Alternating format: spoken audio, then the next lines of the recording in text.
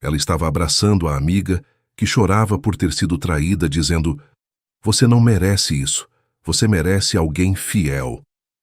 Eu só observei em silêncio e pensei: daqui a 2 horas, no jantar, todo mundo vai descobrir quem realmente é você. E foi ali que tudo mudou. Se você também não tolera a hipocrisia e 2 caras dentro do próprio casamento, já deixa o like aqui para fortalecer nossa comunidade de homens de valor. Meu nome é Marcelo, tenho 41 anos e sou contador. Trabalho no meu próprio escritório em Curitiba, um espaço pequeno, mas organizado na região do Batel, com 3 funcionários que me ajudam durante o ano todo, mas especialmente na época de declaração de imposto de renda, quando o movimento triplica e a gente trabalha até tarde organizando documentos, conferindo recibos, calculando deduções. Não sou rico, mas construí uma vida estável ao longo dos anos. Acordo todo dia às 6:30 da manhã, tomo café com pão na chapa e queijo Minas, leio as notícias do Gazeta do Povo enquanto como, e às 7:40 já estou no escritório abrindo as janelas, ligando os computadores, preparando a cafeteira para quando a equipe chegar. Minha rotina é assim há 15 anos. Previsível, talvez monótona para os olhos de quem vê de fora, mas honesta. Sempre foi honesta. A Juliana, minha esposa, eu conheci numa festa de Réveillon há 13 anos, na casa de um amigo em comum lá no Água Verde. Ela trabalhava como nutricionista, tinha consultório próprio na Rua Marechal Deodoro, atendia desde atletas até idosos com restrições alimentares. E era conhecida na região pela dedicação com os pacientes. Era bonita, olhos castanhos expressivos, cabelo cacheado que ela prendia num coque quando estava trabalhando, comunicativa, cheia de amigas, sempre com alguma história engraçada para contar. Ela era o tipo de pessoa que iluminava o ambiente quando entrava, sabe? Todo mundo gostava dela. As pessoas se sentiam bem perto dela. Eu me apaixonei rápido naquela virada de ano, dançando colado nela, enquanto os fogos explodiam lá fora. A gente namorou 2 anos, casou numa cerimônia simples, mas bonita no passeio público. E nos primeiros tempos foi bom.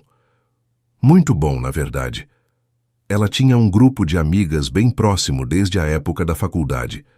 A Fernanda, que era dentista e tinha consultório na mesma região, a Patrícia, que trabalhava com arquitetura, a Carla, professora de inglês, a Renata, que era fisioterapeuta, e a Débora, advogada. Todas casadas, todas na faixa dos 30 e poucos anos, todas com uma vida social intensa, sempre organizando encontros, jantares, passeios, viagens de fim de semana. Elas se encontravam pelo menos uma vez por semana, às vezes 2. Ora, era almoço no domingo depois da academia, ora, era jantar na quinta à noite num restaurante novo que uma delas descobriu, ora, era happy hour na sexta para comemorar o fim da semana. E Juliana era o centro desse grupo, a cola que mantinha todo mundo junto, a conselheira, a amiga que todo mundo procurava quando tinha problema, quando precisava desabafar, quando a vida pesava demais. Eu sempre achei bonito isso nela, essa capacidade de estar presente na vida das pessoas. Ela era solidária de verdade, ou pelo menos era o que eu achava. Quando a Fernanda descobriu que o marido dela, o Bruno, tinha trocado mensagens suspeitas com uma colega de trabalho, foi a Juliana quem ficou até de madrugada na casa dela, segurando a mão dela enquanto ela chorava, dizendo que ela merecia respeito, que traição era imperdoável, que ela não podia aceitar migalhas de atenção. Quando a Patrícia passou por uma crise no casamento, porque o marido, o Ricardo, estava distante, trabalhando demais, chegando tarde em casa sem dar satisfação, foi a Juliana quem organizou um fim de semana só delas num hotel fazenda em Lapa para reconstruir a autoestima e lembrar que a gente é mais que esposa. Juliana era a defensora da lealdade, da fidelidade, do casamento sólido. Ela falava com convicção sobre respeito mútuo, sobre a importância de não trair a confiança do outro, sobre como traição destruía não só o relacionamento, mas a pessoa por dentro. Nosso casamento tinha rotina, tinha previsibilidade. Eu trabalhava muito durante a semana, ela também. A gente jantava junto na maioria das noites, comida simples que ela preparava ou que eu comprava no caminho de casa. Assistia série na Netflix, ou algum filme que ela escolhia. Conversava sobre o dia, sobre os clientes chatos dela, sobre os problemas tributários dos meus. Nada de paixão explosiva como nos primeiros meses, mas era confortável, estável, seguro, ou pelo menos era o que eu achava, o que eu acreditava de verdade. Tudo começou a mudar sutilmente há uns 8 meses, mas na época eu não percebi. Ou melhor, percebi, mas não dei importância. Achei que era coisa da minha cabeça. Juliana começou a sair mais. As meninas marcaram jantar, ela dizia, enquanto escolhia a roupa no armário. Vou encontrar a Carla porque ela está passando por um momento difícil no trabalho, ela avisava enquanto pegava a bolsa. A Renata precisa de mim hoje. O casamento dela tá complicado, ela falava enquanto passava batom vermelho na frente do espelho. Eu nunca questionei, nunca duvidei. Afinal, ela sempre foi assim desde que nos conhecemos, presente para todo mundo. Amiga de verdade. Por que eu duvidaria? Mas comecei a notar pequenas coisas, detalhes que sozinhos não significavam nada, mas que juntos começavam a formar um padrão estranho. Ela passou a se arrumar mais para esses encontros com as amigas. Vestido novo que eu não conhecia, salto alto que ela quase nunca usava porque dizia que machucava os pés, maquiagem mais elaborada com sombra e delineador, perfume diferente, mais marcante. É que a gente vai num lugar legal hoje, ela explicava quando eu comentava. As meninas gostam de tirar foto pro Instagram, você sabe como é, tem que estar apresentável. Fazia sentido. Eu deixava para lá, voltava pro notebook. Continuava trabalhando nos relatórios que tinha que entregar. Outra coisa que comecei a reparar. Ela passou a guardar o celular com mais cuidado. Antes, ela deixava em qualquer lugar, na mesa da cozinha enquanto cozinhava, na cama quando ia tomar banho, no braço do sofá quando estava assistindo TV. Agora o celular estava sempre com ela, no bolso da calça, dentro da bolsa, na mão. E quando tocava, ela olhava a tela rapidamente, desligava o som se estava perto de mim e se afastava para atender. Spam, ela dizia. Telemarketing chato. Ou, é do trabalho, coisa de paciente, nada demais. Eu aceitava as explicações. Por que não aceitaria? Um dia, há cerca de 3 meses, eu cheguei em casa mais cedo do que o normal. Era uma terça-feira chuvosa de abril, uma daquelas chuvas finas e persistentes que deixam Curitiba ainda mais fria. Normalmente eu ficava no escritório até às 7, 7:30, mas naquele dia eu tinha conseguido terminar todos os relatórios antes do almoço e decidi sair às 5, passar no mercado para comprar aquele chocolate que ela gostava, surpreendê-la em casa. Quando entrei no apartamento, tudo estava quieto, a TV desligada, a cozinha limpa, nenhum som. Pensei que ela ainda estivesse no consultório atendendo algum paciente atrasado. Mas então, ouvi a voz dela vindo do quarto, ao telefone. A porta estava entreaberta. Ela estava rindo. Não era risada alta. Era aquele tipo de risada baixinha, íntima, carregada de algo que eu não conseguia identificar. Fiquei parado no corredor, segurando a sacola do mercado, o coração começando a bater mais rápido, sem que eu entendesse exatamente por quê. Não sei o que me fez ficar ali, quieto, escutando. Talvez intuição, talvez medo, talvez apenas curiosidade. Não, ele não desconfia de nada, ela dizia, a voz suave, mas firme. Eu falei que ia jantar com as meninas na quinta. Ele acredita em tudo que eu falo. Pausa. Risada de novo, mais longa dessa vez. Eu sei, amor, eu também quero. Tô morrendo de saudade. Mas tem que ter cuidado, a gente não pode vacilar. A Fernanda já tá desconfiada do Bruno. Se ela descobrir a gente, imagina a bomba. Outra pausa. Quinta-feira, no mesmo lugar de sempre. Eu vou dizer que a Carla tá mal, que eu preciso ficar com ela. Te vejo lá. Beijo. Meu corpo inteiro ficou gelado. Cada músculo, cada nervo, tudo congelou. Eu não sabia se entrava no quarto, se fingia que não tinha ouvido nada, se confrontava, se gritava, se chorava. Fiquei ali, paralisado, a sacola do mercado pesando na mão, o chocolate derretendo dentro dela, tentando processar o que acabara de ouvir. Ela estava tendo um caso, minha esposa, a mulher que pregava fidelidade, a mulher que consolava amigas traídas. Ela estava traindo. E não era só isso. Ela estava traindo com alguém que pertencia ao círculo de amigas. O Bruno, o marido da Fernanda. Quando ela desligou o telefone, eu fiz barulho proposital com as chaves, como se tivesse acabado de chegar naquele exato momento. Pigarreei alto, bati a porta com força. Entrei no quarto. Ela estava guardando o celular na bolsa, o rosto tranquilo, o sorriso de sempre estampado nos lábios. Oi, amor, que surpresa, você chegou cedo hoje, ela disse, se aproximando para me dar um beijo no rosto. Terminei o trabalho antes, eu respondi, forçando um sorriso, observando cada detalhe do rosto dela. Nenhum sinal de nervosismo, nenhuma gota de suor, nenhum tremor nas mãos, nenhuma culpa visível. Ela era boa, muito boa. Com quem você estava falando? Com a Fernanda. A gente está organizando um jantar na quinta para comemorar não sei o quê. Acho que a promoção da Patrícia no escritório. Ainda estamos decidindo os detalhes. Jantar, quinta-feira. Fernanda. Exatamente as mesmas palavras que eu tinha ouvido no telefone, mas torcidas, manipuladas, transformadas em meia-verdade. Legal, eu disse, colocando a sacola em cima da cama, tirando o chocolate. Comprei seu favorito. Ela abriu um sorriso largo, pegou o chocolate e me abraçou. Você é o melhor marido do mundo, sabia? E me beijou. Um beijo demorado. Um beijo de quem não tem nada a esconder. Ou de quem esconde muito bem. Naquela noite, eu não consegui dormir. Fiquei olhando para o teto do quarto, as sombras da cortina se movendo com o vento que entrava pela janela entreaberta, repassando a conversa que tinha ouvido, cada palavra, cada pausa, cada risada. Ele não desconfia de nada. Quem era ele? Eu ou o marido da pessoa do outro lado da linha?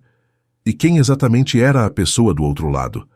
Eu tinha certeza que era o Bruno, mas como ter certeza absoluta? E por quanto tempo isso vinha acontecendo? Meses? Anos? No dia seguinte acordei com os olhos ardendo de cansaço, mas com a mente estranhamente clara. Tomei uma decisão enquanto tomava banho. A água quente batendo nas minhas costas, o vapor embaçando o espelho. Eu ia descobrir o que estava acontecendo. Não ia confrontar ainda. Não ia explodir. Não ia fazer escândalo. Ia observar, anotar, juntar evidências, construir um caso sólido. Porque se havia algo que meu trabalho como contador me ensinou ao longo desses 15 anos, lidando com números, documentos, auditorias, era exatamente isso. Números não mentem. Fatos não mentem. Pessoas mentem, mas evidências concretas, organizadas, documentadas, não deixam espaço para dúvida. E se Juliana estava mentindo, se estava me traindo, eu ia descobrir exatamente o que, com quem, quando, onde, por quanto tempo, e ia decidir o que fazer com essas informações. Comecei discretamente, sem deixar transparecer nada. Continuei sendo o mesmo marido de sempre, atencioso, presente, previsível. Passei a prestar atenção nos horários dela. Anotava mentalmente quando ela saía e quando voltava, comparando com as desculpas que ela dava. Observava as roupas que ela usava, os perfumes que passava, o humor que demonstrava quando chegava, e comecei a reparar num padrão claro como água. Toda quinta-feira, sem exceção, ela saía com as amigas. Sempre bem arrumada, vestido novo, ou aquele preto que ela sabia que ficava bem. Salto alto, maquiagem impecável, perfume Scandal da Jean Paul Gaultier, aquele que ela guardava para ocasiões especiais. E sempre voltava tarde, por volta das 11 da noite, às vezes meia-noite, com aquela cara de cansaço satisfeito, dizendo que as meninas tinham bebido demais, que a conversa tinha ficado boa, que o tempo tinha voado. Decidi fazer um teste. Na quinta-feira seguinte, fingi que tinha um compromisso inadiável de trabalho, um cliente importante que precisava fechar o balanço anual com urgência e só podia me receber à noite. Saí de casa logo depois dela, vestido social, pasta na mão, tudo certinho. Mas não fui trabalhar. Não fui encontrar cliente nenhum. Estacionei o carro 3 quarteirões abaixo do nosso prédio e fiquei esperando, sentado no banco do motorista, rádio desligado, janela entreaberta, sentindo o frio de maio entrar no carro. 25 minutos depois, vi o carro dela, aquele Onix vermelho que ela tinha comprado ano passado, sair da garagem do prédio e virar à esquerda na avenida. Liguei o carro e segui de longe, mantendo distância de 2, 3 carros, como fazem nos filmes. Ela não foi para o restaurante italiano que ela tanto falava, não foi para casa de amiga nenhuma, não foi para nenhum lugar que justificasse vestido preto e salto alto. Ela foi direto para um hotel discreto, daqueles que não tem nome na fachada, só um letreiro pequeno com hotel escrito em azul, na região do Batel, perto do Shopping Crystal. Estacionou na rua lateral, desligou o carro. Ficou ali dentro por alguns minutos, provavelmente checando o celular, arrumando o cabelo no retrovisor, passando batom de novo. Depois saiu e entrou no hotel como se fosse a coisa mais natural do mundo. Fiquei ali, mãos apertando o volante com tanta força que meus dedos ficaram brancos, o coração batendo tão rápido que eu conseguia ouvir o sangue pulsando nos meus ouvidos, tentando entender o que fazer. Entrar atrás dela? Esperar? Ir embora? Ligar para ela? Confrontar na hora? Fingir que não vi nada? A cabeça girava, os pensamentos se atropelavam e eu não conseguia tomar nenhuma decisão. Decidi esperar. Não sei por quê. Talvez porque precisasse ter certeza absoluta. Talvez porque tivesse medo do que ia encontrar se entrasse. 40 minutos se arrastaram como horas. Eu fiquei ali, no carro, vendo pessoas passarem na calçada, casais de mãos dadas, gente saindo do trabalho, entregadores de aplicativo indo e voltando.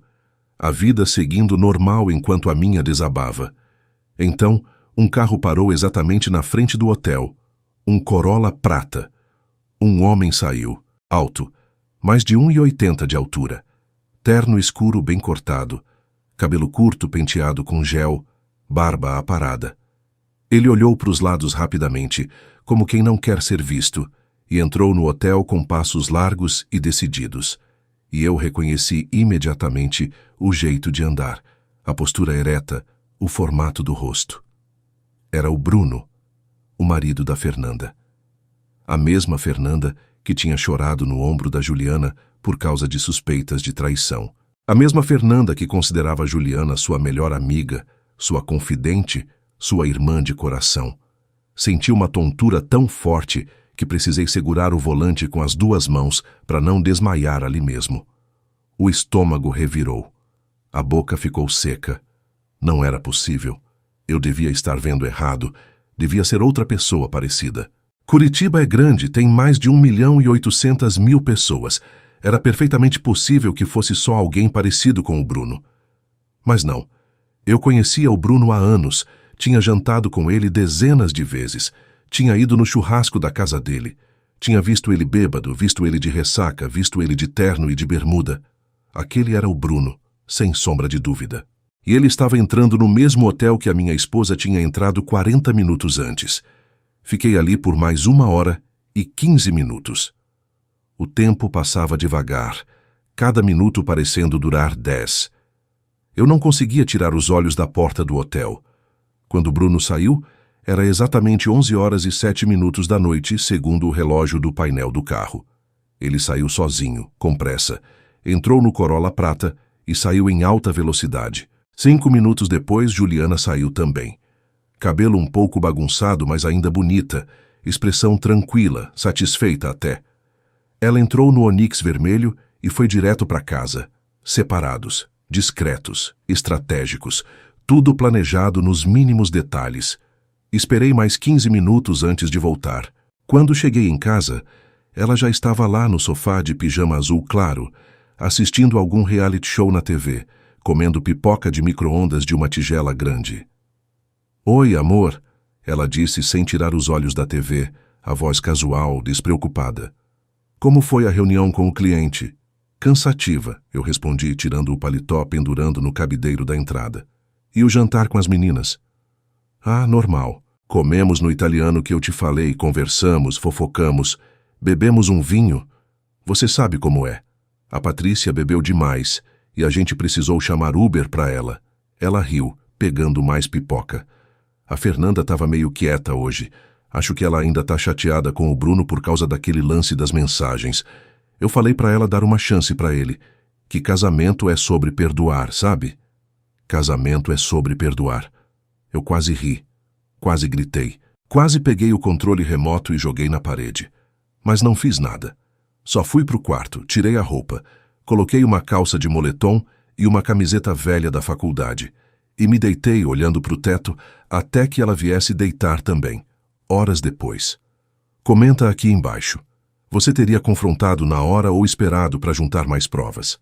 Me fala nos comentários, porque eu precisei de cada grama de autocontrole que eu tinha para não explodir naquele momento.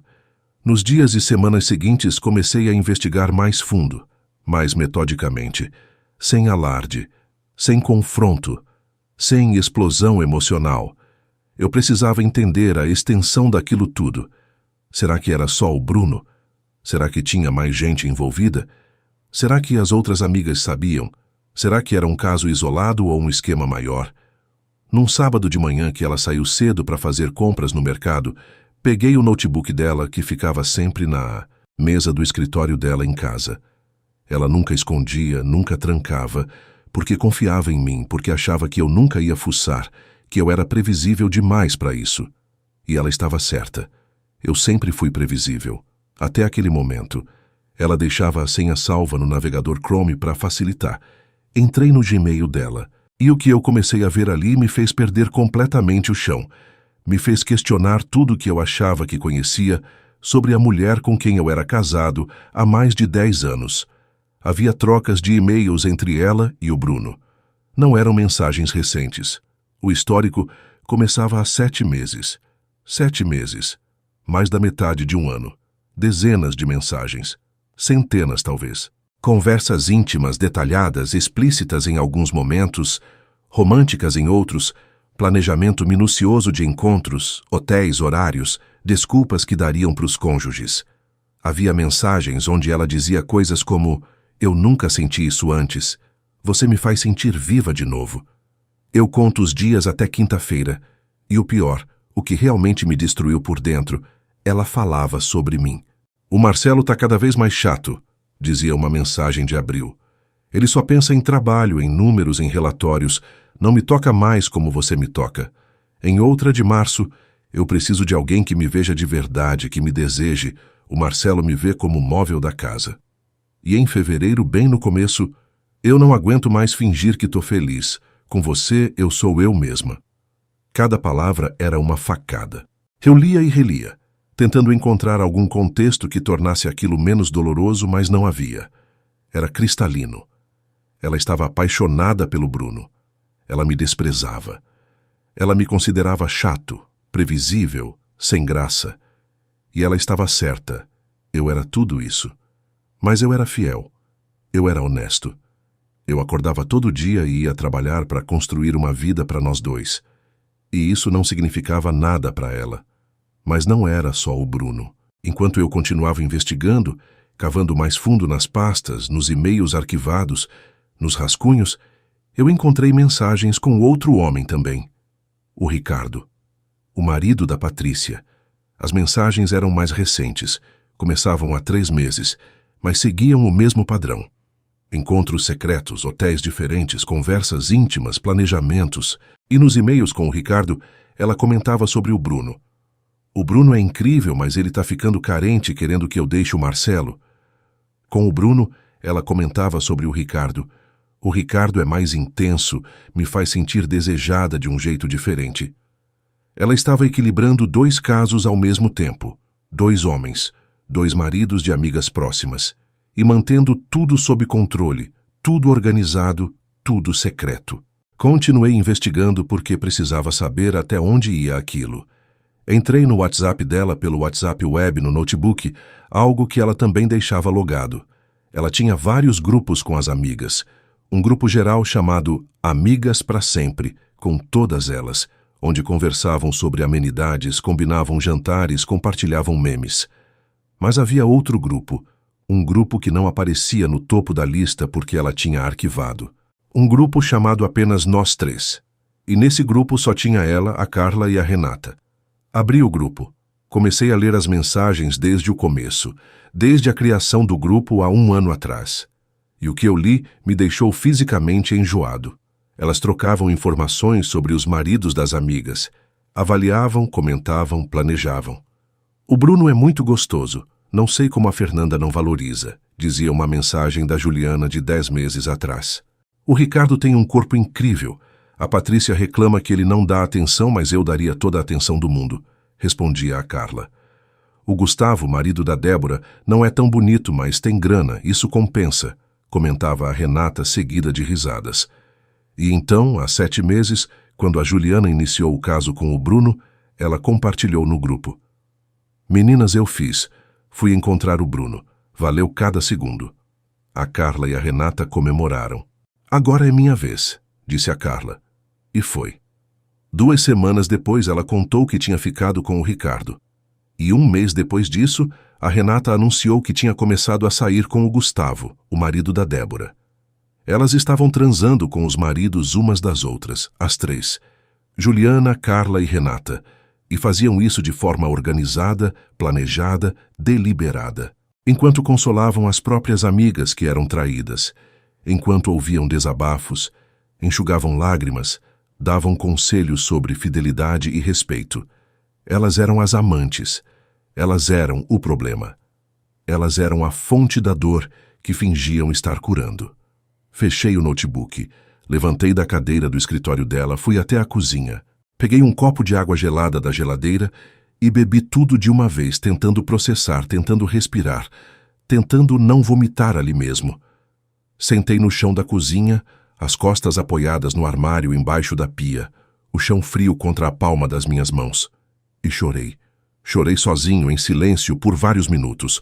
Não era só a traição, era a escala dela.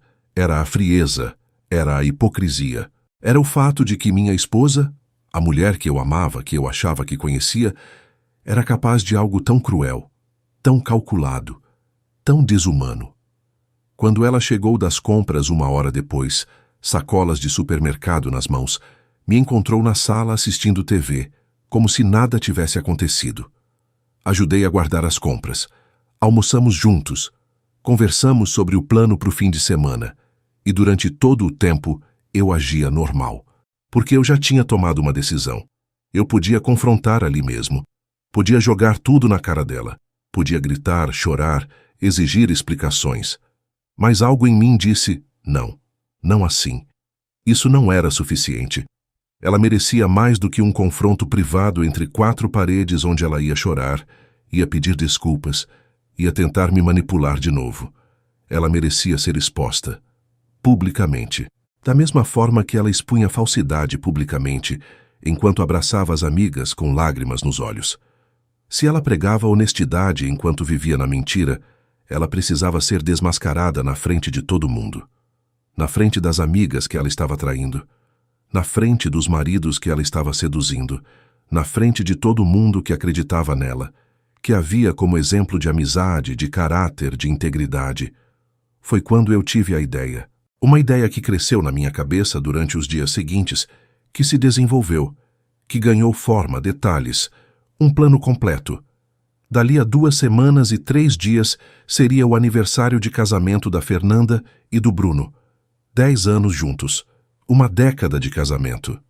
E todas as amigas, incluindo Juliana, estavam organizando um jantar surpresa para eles no restaurante favorito do casal, um lugar chamado Família Italiano, ali perto do Batel.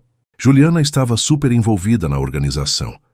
Ela tinha sugerido o restaurante, tinha ajudado a fazer a lista de convidados, tinha escolhido a decoração, tinha até encomendado um bolo personalizado com foto do casal. Eu quero que seja perfeito, ela disse para mim alguns dias antes. A Fernanda merece. Depois de tudo que ela passou com o Bruno, ela merece uma noite inesquecível. Era o cenário perfeito.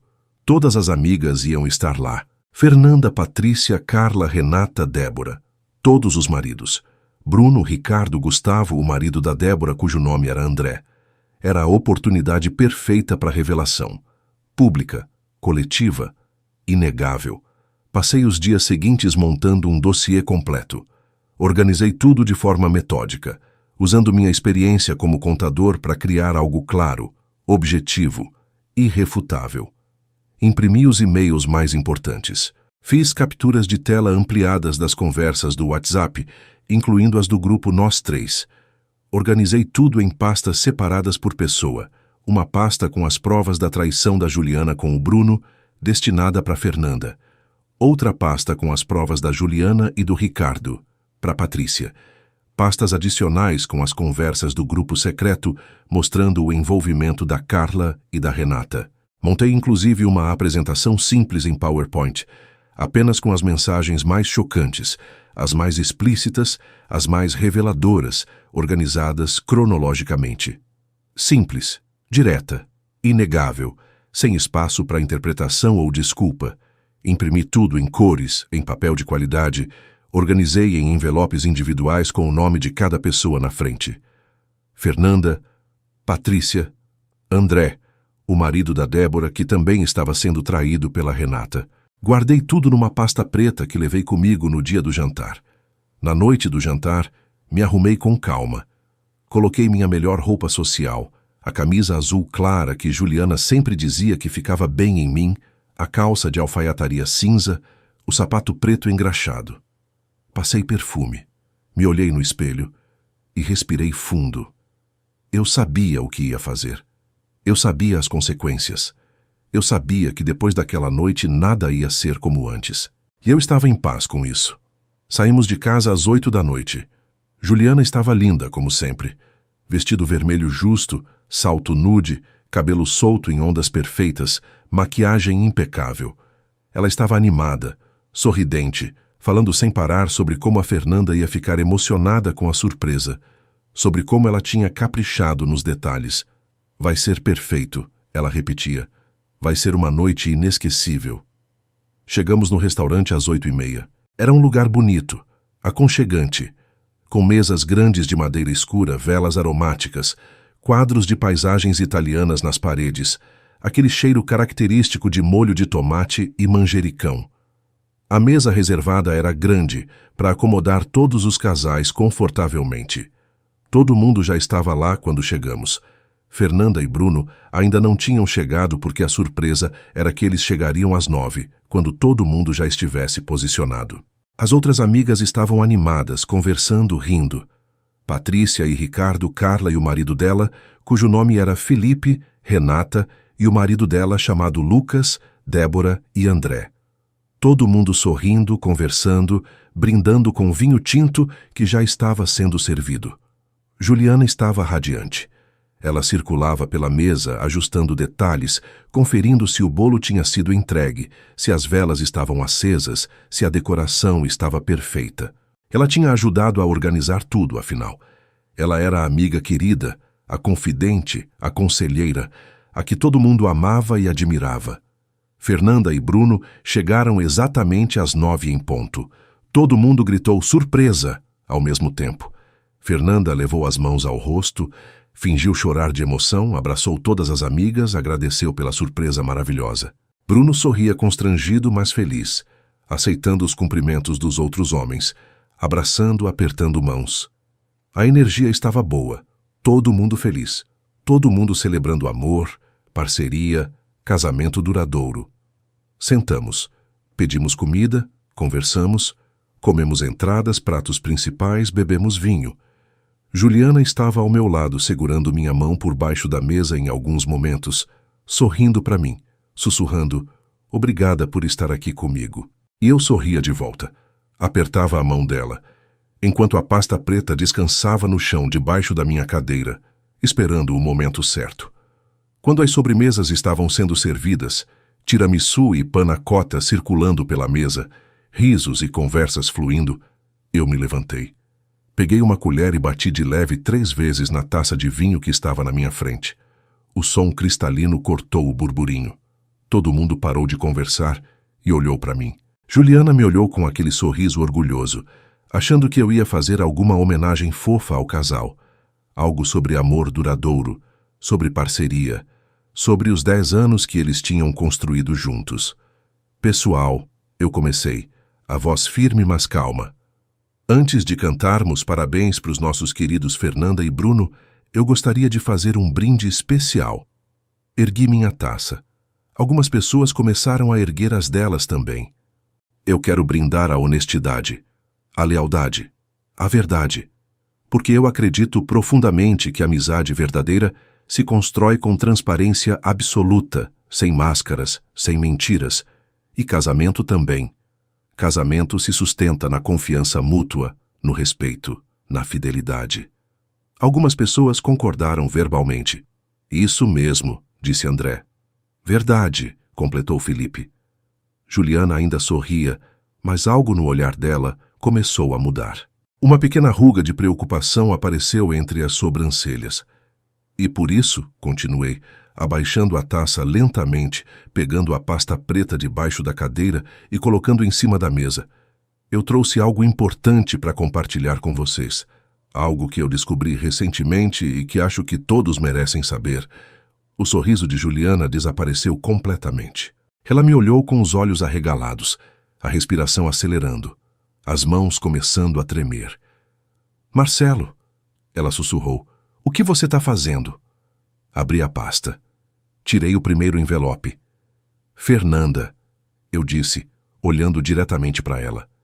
Essas são mensagens trocadas entre seu marido Bruno e minha esposa Juliana nos últimos 7 meses. Conversas explícitas, encontros em hotéis. Planejamento de traições enquanto você chorava no ombro dela, achando que ele estava te traindo com outra pessoa. Essa outra pessoa era ela. Silêncio absoluto. Ninguém se mexeu. Ninguém respirou.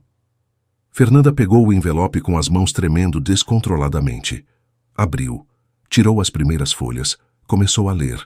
O rosto dela foi ficando branco, depois vermelho, as lágrimas começando a escorrer sem controle. Marcelo, para com isso agora, Juliana gritou, se levantando da cadeira tão rápido que derrubou o copo de vinho, a bebida vermelha se espalhando pela toalha branca como sangue. Você não sabe o que você está fazendo. Eu sei exatamente o que eu estou fazendo, respondi, tirando outro envelope. Patrícia, continuei, estendendo para ela. Essas são conversas entre a Juliana e seu marido Ricardo. Também há alguns meses. Também em hotéis. Também enquanto você achava que o problema no casamento de vocês era a falta de comunicação. O problema era que ele estava se comunicando muito bem com minha esposa. Patrícia pegou o envelope, abriu com mãos trêmulas, leu a primeira página. Soltou um grito abafado. Começou a chorar copiosamente. Ricardo estava branco, completamente paralisado, olhando fixamente para o prato vazio na frente dele. Mas não para por aí, eu disse, a voz ainda firme e ainda controlada, mesmo com o coração batendo tão forte que eu conseguia sentir o pulso no pescoço. Porque não era só a Juliana. Tirei outro conjunto de envelopes. Carla, Renata, vocês também participaram. Vocês 3 transformaram o grupo de amigas num esquema organizado de traição coletiva. Vocês transavam com os maridos umas das outras. Planejavam isso. Riam disso. Enquanto consolavam as esposas traídas, fingiam solidariedade, pregavam lealdade. Tirei as impressões das conversas do grupo Nós 3. Passei para todo mundo ver. As mensagens onde elas comentavam sobre os homens, onde planejavam os encontros, onde celebravam as conquistas, onde riam das amigas ingênuas que não desconfiavam de nada. Carla soltou um grito. Tentou se levantar, mas o marido dela, Felipe, a segurou pelo braço com força, os olhos cheios de lágrimas e fúria. Renata levantou e tentou correr, mas Lucas a bloqueou, pegando o celular dela e começando a ler as conversas que ele nunca tinha visto. Vocês são nojentas, Fernanda gritou, se levantando e jogando as folhas na cara do Bruno, que estava completamente imóvel, destruído. Vocês destruíram tudo, todas vocês. Patrícia estava chorando incontrolavelmente, a maquiagem escorrendo pelo rosto, as mãos tampando a boca como se estivesse tentando não vomitar. Ricardo tentou tocar nela, mas ela se afastou com violência. Não encosta em mim, não encosta. Débora, que era a única completamente inocente em tudo aquilo, estava sentada em choque, olhando para as amigas dela, como se estivesse vendo estranhas. André, o marido dela, Pegou um dos envelopes e viu que a Renata também tinha envolvido o Gustavo, o marido da própria Débora, que nem estava presente, em mensagens inadequadas. Ele ficou vermelho de raiva. Eu quero o divórcio, Lucas disse para Renata, a voz gelada. Hoje, agora. Acabou. Eu também, disse Felipe para Carla. Pode esquecer que eu existo. O restaurante inteiro estava olhando. Garçons pararam de se mover. Outros clientes viraram para observar o caos. Mas eu não me importava. Eu tinha feito o que precisava ser feito. Juliana estava parada no meio do furacão, lágrimas escorrendo, a maquiagem borrada, o corpo tremendo. Ela tentou se aproximar de mim, estendeu a mão como se quisesse me tocar, me implorar. Marcelo, eu posso explicar, eu juro, foi um erro, eu estava confusa, eu... Não precisa explicar, eu interrompi, guardando a pasta vazia. Eu já entendi tudo, e todo mundo aqui entendeu também. Vocês merecem umas às outras, mas as pessoas ao redor de vocês não mereciam isso. Não mereciam ser traídas, não mereciam ser manipuladas, não mereciam ter a confiança destruída por gente que fingia ser amiga. Peguei minha jaqueta do encosto da cadeira, olhei para Fernanda, para Patrícia, para o André, para o Felipe, para o Lucas. Eu sinto muito que vocês tenham descoberto assim, mas vocês mereciam saber a verdade. E saí do restaurante. Não olhei para trás. Ouvi gritos atrás de mim. Ouvi Fernanda gritando com o Bruno. Ouvi Patrícia xingando o Ricardo. Ouvi choro. Ouvi cadeiras sendo arrastadas, mas continuei andando. Atravessei o restaurante inteiro sob o olhar atônito de dezenas de pessoas. Saí para a Rua Fria de Curitiba. Entrei no meu carro e chorei. Chorei por tudo que eu tinha perdido. Pelo casamento que acabara de explodir. Pela confiança que nunca mais ia existir. Pela vida que eu achava que tinha construído, mas que era só uma mentira bem montada. Chorei até não ter mais lágrimas, até a garganta doer, até os olhos arderem. E então liguei o carro e fui para a casa da minha mãe. Ela morava sozinha num apartamento pequeno no Água Verde, desde que meu pai tinha falecido 6 anos atrás. Quando toquei a campainha às 11 da noite, ela abriu a porta de roupão, preocupada. Viu meu rosto inchado de tanto chorar e me abraçou sem fazer nenhuma pergunta. Me levou para dentro.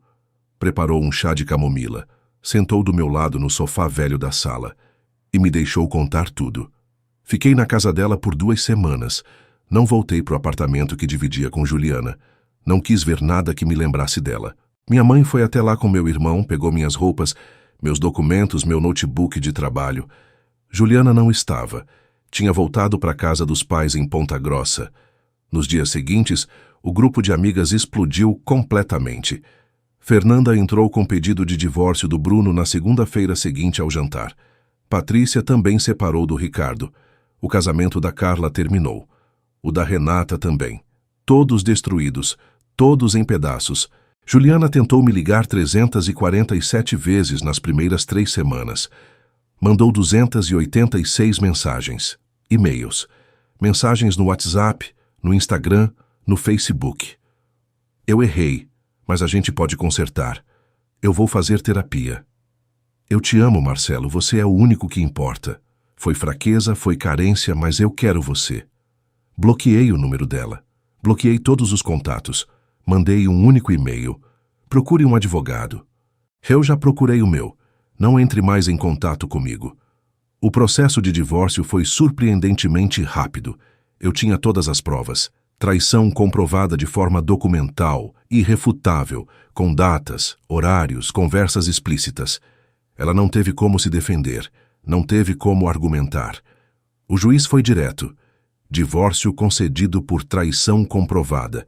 Divisão de bens meio a meio porque haviam sido adquiridos durante o casamento, mas sem pensão alimentícia de nenhuma das partes, sem dependência, sem vínculo. Limpo. Final. Fiz terapia. 2 vezes por semana, durante 8 meses. Trabalhei muito. Mergulhei nos números, nos relatórios, nos clientes. O escritório cresceu. Contratei mais 2 pessoas. A vida continuou, devagar, um dia de cada vez. Débora, a única amiga do grupo que não estava envolvida em nada, me procurou 3 meses depois do jantar. Marcamos um café numa padaria no centro. Ela pediu desculpas em nome de todas as pessoas envolvidas, mesmo não tendo nenhuma culpa. Eu não sabia de nada, ela disse, os olhos marejados. Eu tô tão chocada quanto você estava. Eu perdi todas as minhas amigas num dia só, mas você fez a coisa certa. Todo mundo merecia saber a verdade. Eu agradeci pela sinceridade dela, e foi reconfortante saber que pelo menos uma pessoa naquele grupo todo era genuína.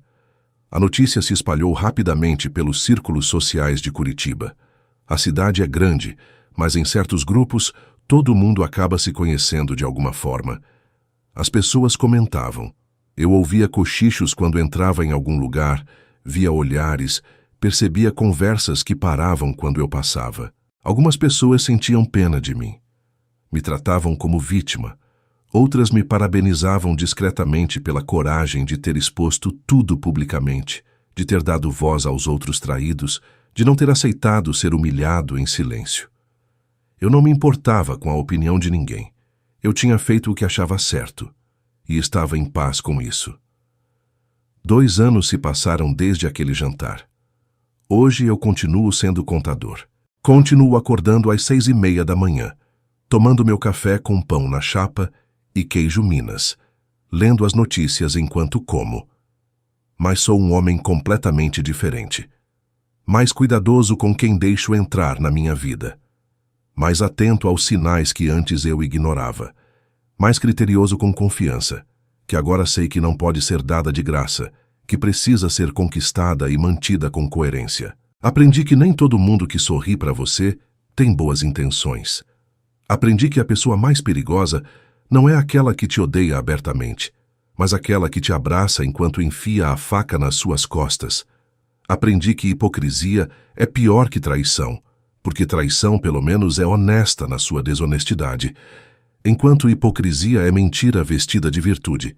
Juliana tentou reconstruir a vida dela. Ela mudou de cidade, foi para Florianópolis, abriu um novo consultório lá. Vi no Instagram dela, antes de bloquear definitivamente, que ela postava coisas sobre recomeços, aprender com os erros, se perdoar. Não senti nada quando vi, nem raiva, nem tristeza, nem satisfação. Só um vazio profundo onde antes existia amor. E talvez esse vazio seja pior que qualquer sentimento negativo, porque significa que ela não significa mais absolutamente nada para mim. Fernanda, Patrícia e as outras se afastaram completamente umas das outras. O grupo, que antes era inseparável, que se encontrava toda semana, que compartilhava tudo, se destruiu completamente naquela noite de setembro. Débora tentou manter alguma conexão com algumas delas, tentando reconstruir pontes, acreditando que a amizade verdadeira sobrevive a qualquer coisa, mas nunca mais foi como antes. Nunca mais podia ser. Conheci algumas mulheres nesses 2 anos. Nada sério. Alguns jantares, algumas conversas boas, algumas conexões interessantes. Mas eu ainda estou me reconstruindo. Ainda estou reaprendendo a confiar. Ainda estou processando tudo o que aconteceu. E tá tudo bem. Eu não tenho pressa. Eu aprendi que é melhor estar sozinho e em paz do que acompanhado e destruído por dentro.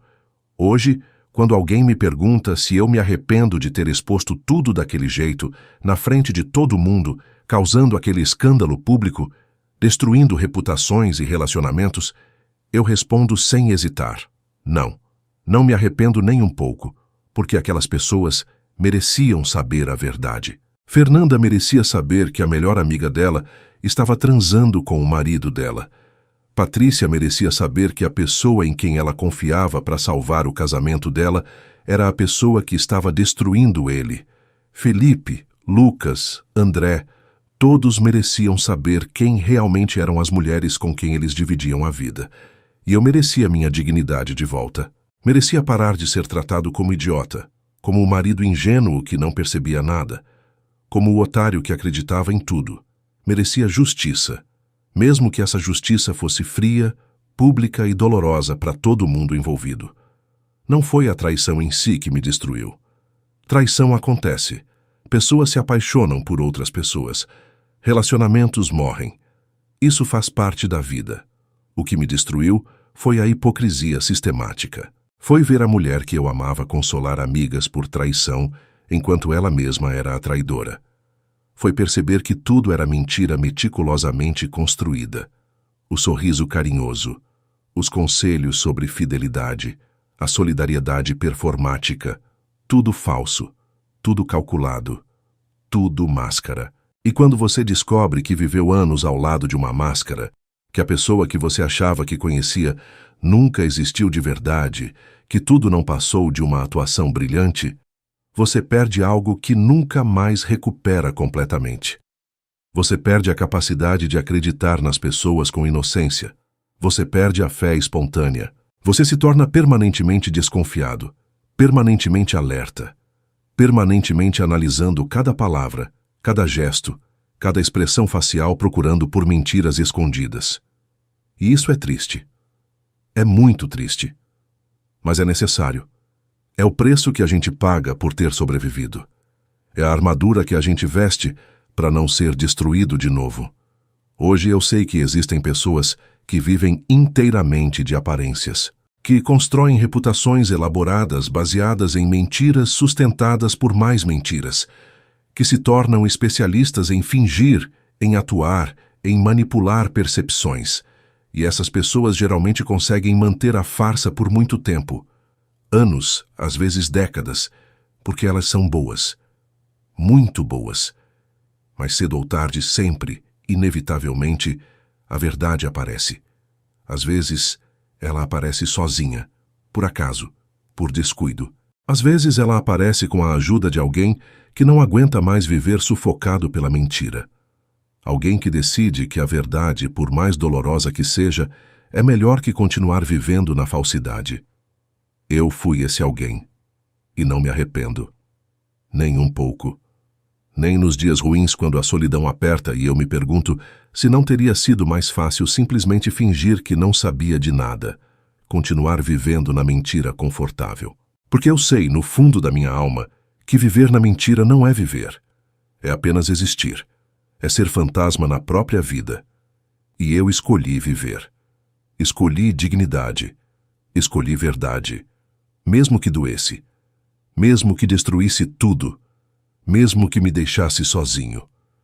Porque no fim o que me salvou não foi provar que eu estava certo, não foi me vingar, não foi destruir a reputação de quem me traiu. O que me salvou foi parar de viver para ser aceito por quem nunca me valorizou de verdade. Foi recuperar meu próprio respeito. Foi olhar no espelho e reconhecer a pessoa que eu via. Foi dormir em paz, sabendo que eu não estava mais sendo enganado. E isso não tem preço.